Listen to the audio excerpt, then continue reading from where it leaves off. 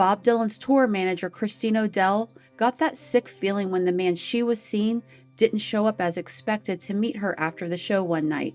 The next day, she went to his hotel room to confront him, only to hear a noise coming from the bathroom. She knew instantly who it was and what was happening, an incident she later described that hurt like hell. In 1975, when the Rolling Thunder Revue kicks off, Bob Dylan rolls out a spontaneous carnival-style tour, blurring the lines between concert and performance art. Dylan conceives the tour as a reaction against large arena tours, with a return to intimacy and unpredictability, with a fluid roster. By the time Joni Mitchell joined the Rolling Thunder Revue, the tour was already a whirlwind of talent. Key performers include the Byrds' Roger McGuinn, Joan Baez, and violinist Scarlett Rivera, and Mark Ronson, David Bowie's guitarist, just to name a few. Behind the scenes, a crew helps coordinate and connect performers, while a rotating cast of musicians, dancers, and stagehands kept the circus-like tour running. Playwright Sam Shepard is brought on to write a screenplay for Bob Dylan's film Ronaldo and Clara, a project documenting the concert, including fictional vignettes reflective of Dylan's lyrics. Larry Ratso Sloman is hired by Rolling Stone to write about the tour and find out the dirty details, including how much money Bob was making. Ratso eventually publishes a book about the tour called On the Road with Bob Dylan, in which he recounts many of the events that were recorded on tape. Sam Shepard describes in his autobiography getting a note that Bob Dylan wants him to write a screenplay. Sam is one of the hottest writers in America, arriving on the scene as an Obie Award-winning playwright. He takes the train from Northern California to New York to meet Bob, describing it as on the road to see the wizard. However, when he arrives, he soon realizes that this is not a normal situation and everything is chaotic. He confides in Bob's tour manager, Chris O'Dell, that he has no idea what he's doing on the tour. Sam concludes that trying to get rock stars like Mick Ronson and Roger McGuinn to memorize their lines in spare time after playing and partying all night is unrealistic, if he could get him to show up at all. Sam finally gives up and relents to Bob's idea: improvise scenes around loose situations. And just like the concerns of serious playwrights are not the priorities of rock stars, the promises made at home get left in the rearview window of the tour bus when lonely artists are left to their own devices. The married Sam Shepard and Chris O'Dell begin sneaking into each other's hotel rooms at night, finding quiet moments together when time allows. They try to keep it secret until one night they return to their hotel to find everyone already knows. Chris writes about the incident. "We went to a gig one night, and when we came back to our hotel, they had put all my stuff in his room and all his stuff in my room. That really pissed him off, and I'd never seen him so angry." Several weeks into the tour, near Niagara Falls, Joni Mitchell joins the Rolling Caravan. From that point on, the energy changes. Chris O'Dell discovers that shift a couple of nights after Joni joined the tour. She goes looking everywhere for Sam after the show, but cannot find him. The following morning at breakfast with the crew, she hears someone say that Sam has been hanging around with Mitchell the night before. When Chris sees him later that morning, she ignores him, while also feeling that he looks guilty. She gets a sick feeling and decides to take matters into her own hands by knocking on his hotel room door. He eventually opens the door, lying back on the bed with his hands behind his head and a sly smile.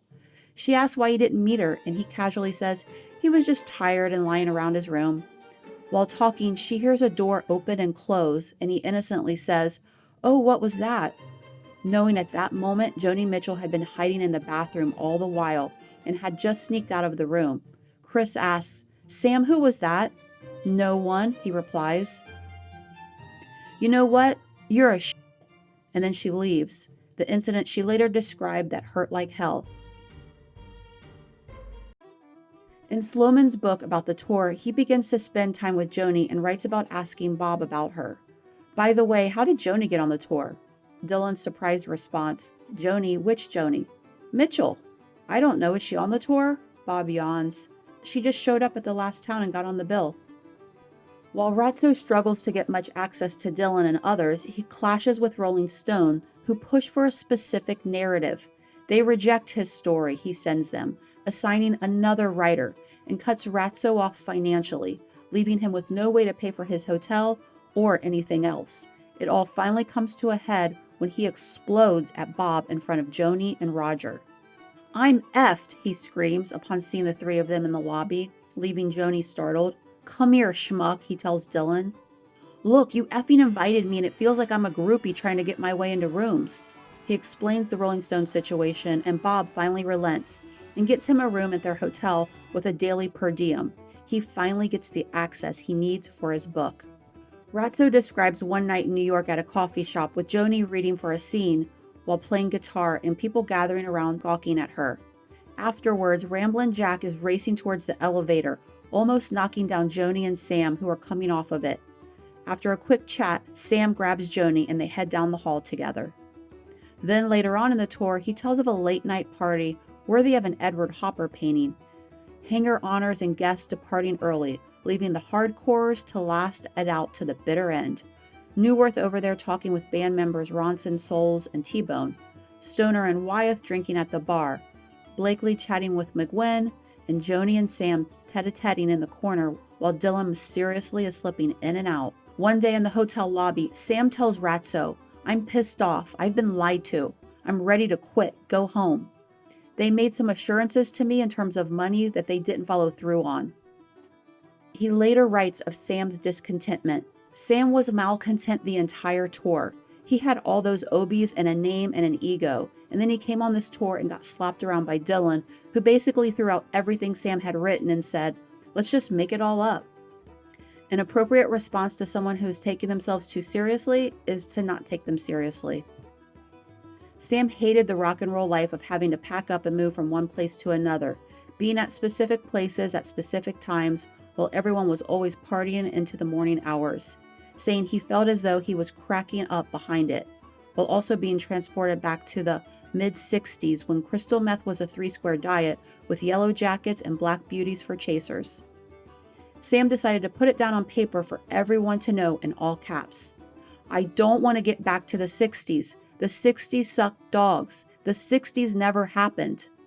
In Bangor, Maine, he gets into a rental car and leaves the Rolling Thunder Revue behind, driving himself to New York City.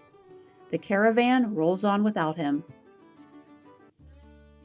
Later in Quebec, they are shooting a scene in a cafe with Joni, who's sitting playing her guitar, practicing a French folk song. Ratso asks her where she was when they knocked on her door that morning and she didn't answer. She says she's still asleep because she stayed up all night playing music, saying, "I went to bed with my clothes on. T-Bone and I sat up all night playing music." Then Steve Souls comes over and asks if she wants to try out her new song. She replies, "It's a great song. I got a new verse to it. I just wrote a new verse." She starts strumming and saying the lines she wrote.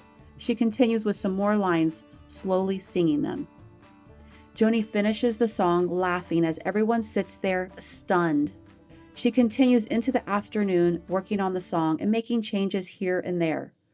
One night at Gordon Lightfoot's house, she plays the final version for Bob and Roger as they listen and play guitar, clearly impressed with the song she calls Coyote. Some of the new lines included one directly about Sam's ranch. "I'm up all night in the studios and you're up early on your ranch." And another about the affair. "He's got a woman at home. He's got another woman down the hall. He seems to want me anyway." The woman down the hall clearly being Chris O'Dell. In a stroke of brilliance, instead of writing the heartbroken woman's tale, Joni flips the narrative. She sees the man and herself clearly, flaws and all, and still manages to keep her power. It's a portrait of self-awareness rather than victimhood. Joni would later include the song on her album Hajira in 1976. She said of her brief entanglement with Sam in Reckless Daughter, "Sam Shepard and I had a flirtation. He got scared of me.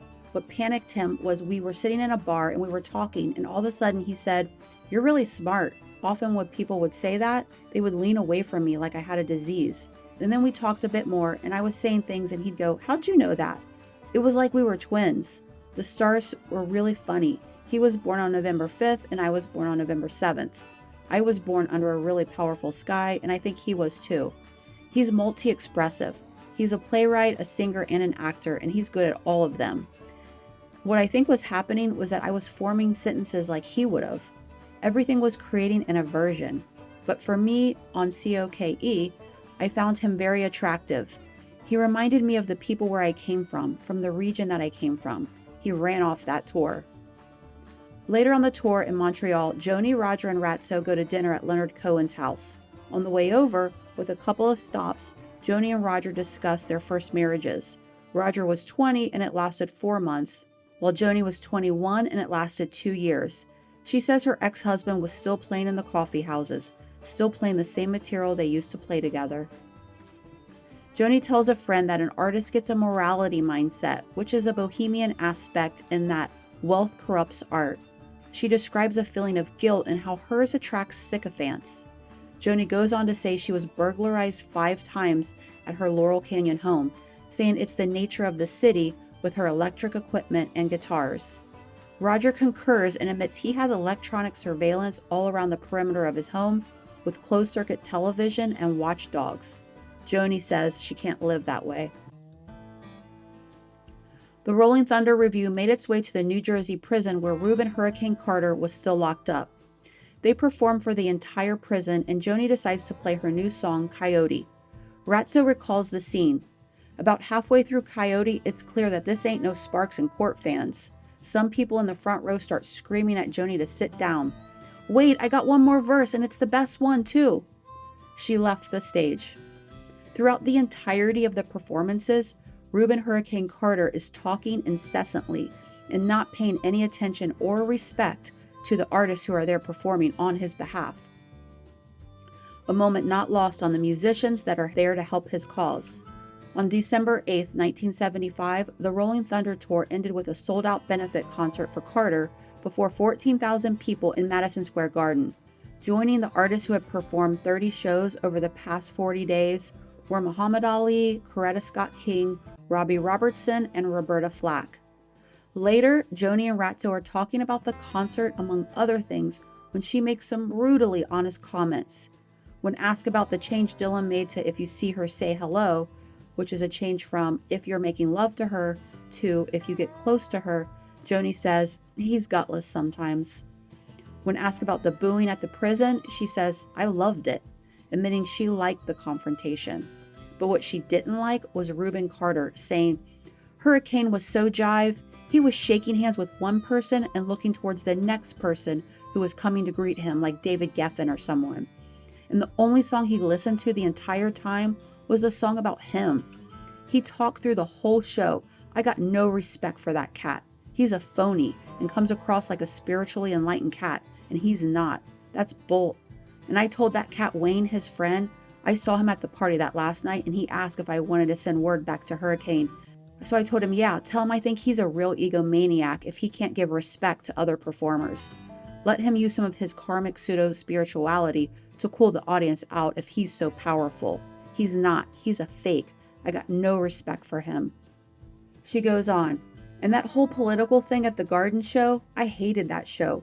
That whole show was bullshit. Even that line about the man in hell. There's no hell. He may have had trouble, but you carry your own hell around with you. You can be in hell in a mansion, in the streets, or anywhere. The whole thing makes me puke. A brutally honest response from Joni. Ratso later asked Dylan what he thinks about the attack that Rolling Stone did on the tour. Dylan responds, you know why they attacked it? Because they hadn't seen it. They sit in their offices on their asses and can only fantasize about it. They are the establishment, okay?